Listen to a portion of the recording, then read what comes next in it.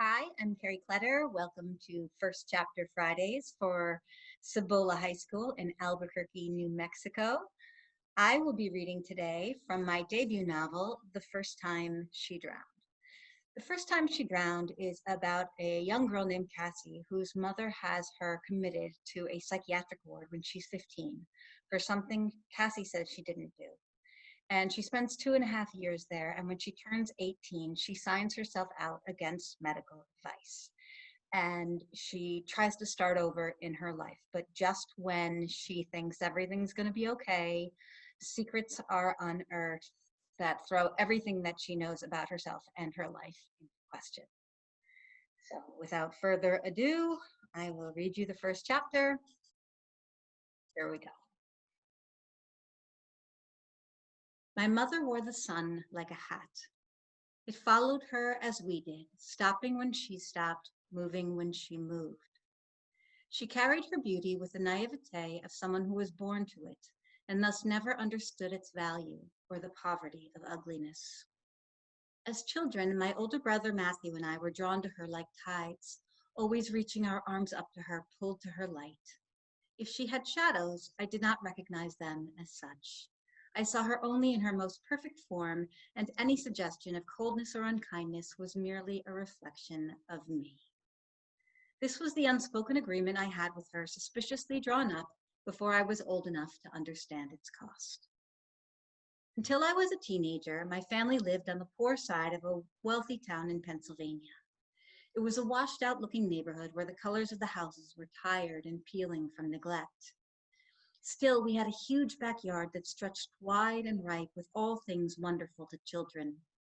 On the left seam, it was lined with blackberry bushes whose purple juices stained our fingers as we stuffed them into jars for jam. On the right, and perched tenuously on a hill as if cresting a wave of green, sat an enormous yellow boat so old and weathered it had undoubtedly crawled its way to the shores of our yard to die. The boat was as big as our house and about as seaworthy. When I once asked my mother why we bothered to keep it, she looked not at the boat, but at my father, who was tooling uselessly about its deck. "It's a fixer-upper for sure," she'd said, "but maybe there's something we can salvage." She didn't sound very convincing. If nothing else, the boat was the perfect venue for playing pirates. Every weekend, Matthew, who loved to wield his authority and being 3 years older, played the role of the good captain, while I, in a flash prescience, was relegated to the part of the doomed and hated buccaneer. He would order me to move here and there, serving as both actor and director of our little scenes, and I would follow his instructions dutifully because Matthew was always better at pretending than I was. Meanwhile, my father cleaned and fussed with the old boat, muttering and sighing as if his repetitive efforts might someday induce its spirit back to life. My brother and I would race wildly around him, as heedless of his frustrated cursing, the background noise of our childhood, as he was to our presence. For it was not for him that we played and scrambled about, maybe not even always for ourselves, but for her, the one who wore the sun like the hat, who was the sun to us, because she mattered more, and because I sensed on some subterranean level that she needed us to, sensed that if we did not play the role of happy children, she might break like the Atlantic upon us.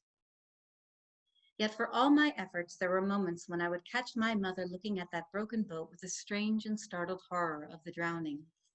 This frightened me, and always I looked to Matthew to see if he too noticed the seas rising behind my mother's eyes. He did not, or if he did not acknowledge it. But I saw too much, and I was never as good at pretending as Matthew was. That's The First Time She Drowned by Kerry Kletter. Thank you so much for being here with me today. And if you liked it, please do go check it out at the library. Bye.